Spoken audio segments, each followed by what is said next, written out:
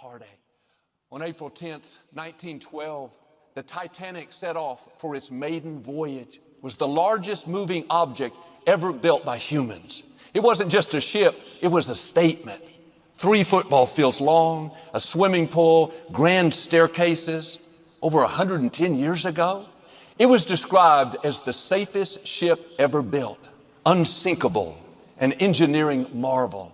Over 2,000 people on board, and so many celebrities and world leaders. They're to be a part of history. But 4 days into the journey, the captain, God can see things that we can't see. He knows what's going to happen long before we do. There are traps the enemy has set to try to hinder us and cause us trouble. There are paths that look good to us, but they end in frustration. We look on the surface and think, this person seems fine, but God knows what their motives are. He knows hidden agendas. Well, this business deal seems exciting, this new door that opened, but God knows where the dead ends are, things that would waste our time. Before we get off course, before we make a major mistake, God will always give us a warning. In your spirit, there will be an unrest, an uneasiness, like an alarm is going off, saying, don't do that. Something is not right.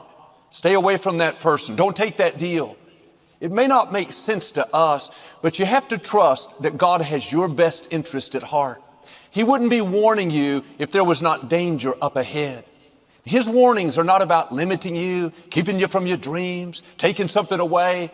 It's about protection. It's about avoiding heartache and staying on the best path. You have to be sensitive to what you're feeling on the inside.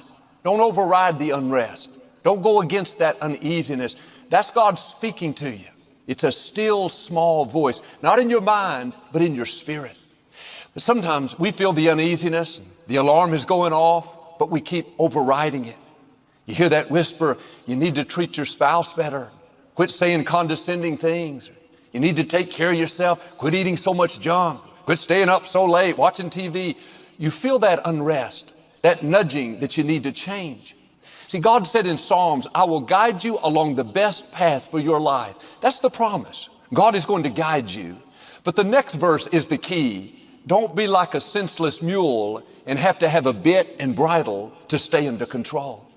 God is saying, I'm going to guide you, but don't be stubborn. Don't ignore my warnings. Don't keep turning off the alarm. You know what happens even in the natural. If you hear the alarm in the morning and you hit the snooze button, fall back asleep, goes off in 10 minutes and wakes you up. You hit snooze again, fall back asleep. If you do that long enough, you'll get to where you don't hear the alarm. It doesn't wake you up anymore. You become desensitized to it. It's not that the alarm stopped working, it's that you trained yourself to ignore it. In the same way, every time you override the unrest, you go against what you're feeling. Think, oh, I can handle it, Joel. It's fine. I'm going to be careful. I'll deal with it later. You're hitting the snooze button. The alarm is becoming less and less effective. You can get to the point where you don't hear it at all. It's not that God is not speaking. It's that you've ignored the warning so long, the alarm doesn't have any effectiveness. And there's a lot of unnecessary pain we go through, unnecessary hurt and disappointment, because we're not sensitive to what God is saying. We override what we're feeling. Now, the beauty of the best path. Years ago, Victoria and I came across this business opportunity that seemed so great. It's like a once-in-a-lifetime chance. And the man we would partner with was a good Christian man, loved God, loved the ministry. I was in my 20s and it fell into our lap, and I knew it was the hand of God. And we proceeded with great excitement and enthusiasm. It was going to take a couple of years to get it all going. And during the 6 months that we were drawing up the contracts, I began to feel this uneasiness, this unrest, but I wanted it so badly, I pushed it down. I thought that's just my nerves. When I saw facts and figures that didn't look good, I would discount it, think that's not going to bother us. We'll be the exception. Over and over, I'd hear that still small voice saying, Joel, this is not what it looks like. You don't know all the facts. I kept ignoring it. At one point, even my father said, Joel, I don't know if I feel good about this. Are you sure it's a great idea? I said, Daddy, I am so sure. This is an amazing opportunity.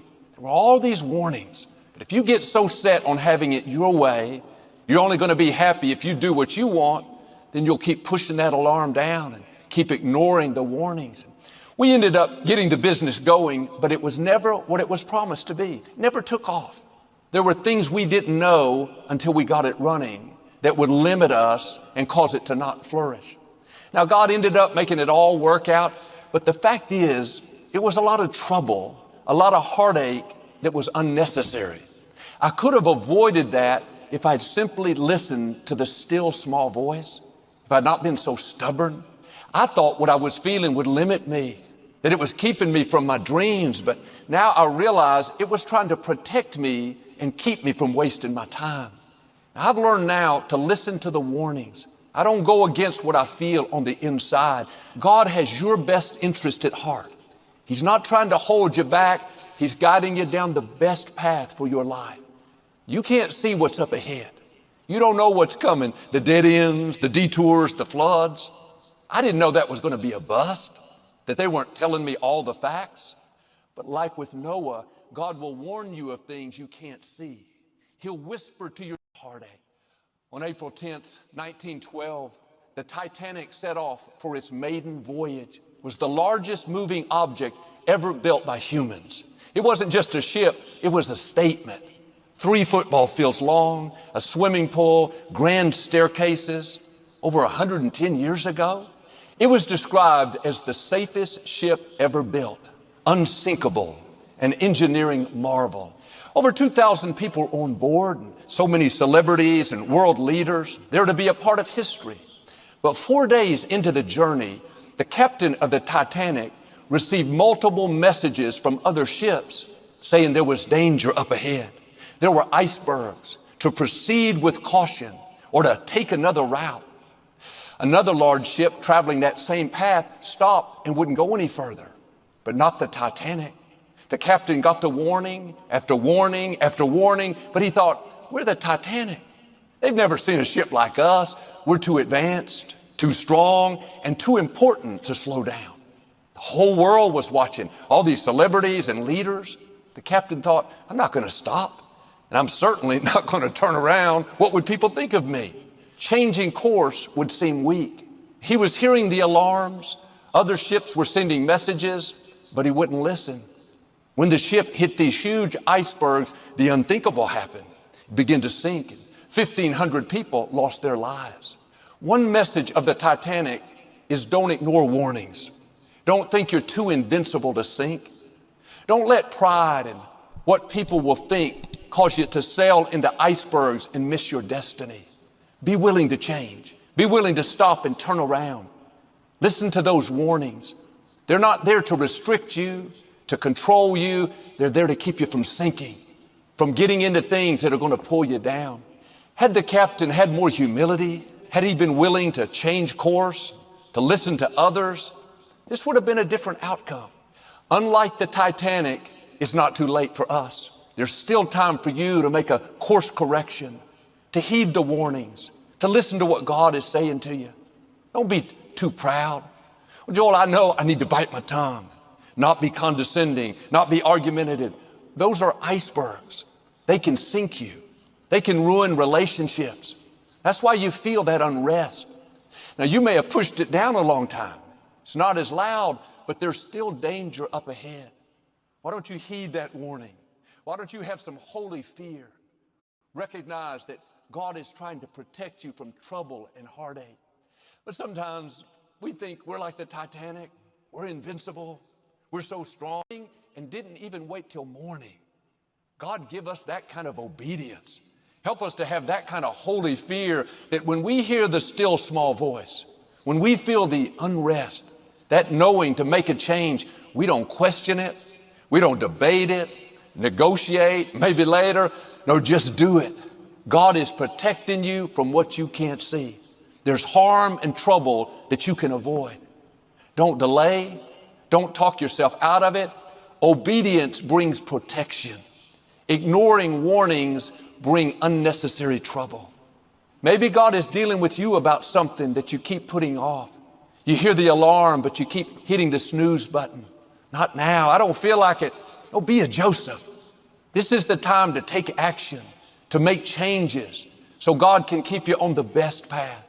Don't be stubborn. I've learned God will always get his way But sometimes we take the long route. We make it much more difficult. When he whispers, stay away from that person. Treat your spouse better. Go to bed early. Get more rest. Don't be like the captain of the Titanic. Hear the warnings and think, it's not going to affect me. I can make it through these icebergs. Don't fool yourself.